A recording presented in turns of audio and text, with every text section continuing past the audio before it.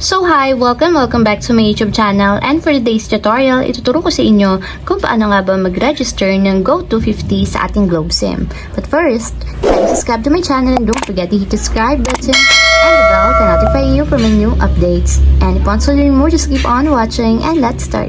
So ayan guys, for today's video, mula sa ating mobile phone, pumunta lang tayo sa dial ng ating device. And then dito guys, sa dial is i-dial natin *143 number sign or hashtag and then call.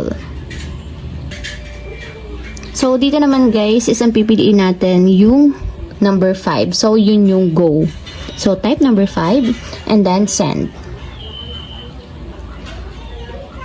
So piliin nyo lang dito guys yung GO250. So nasa number 6 siya.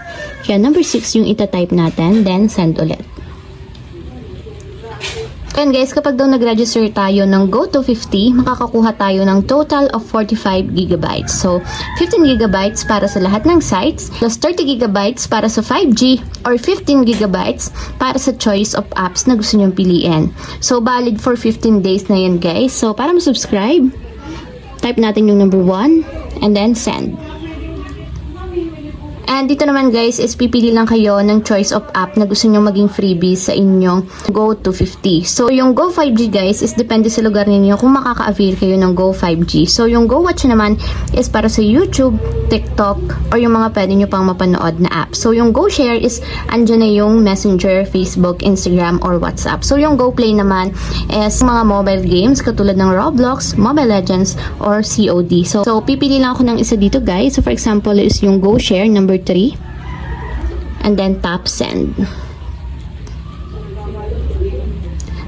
And then proceed lang natin guys. Type natin yung number 1 and then tap send.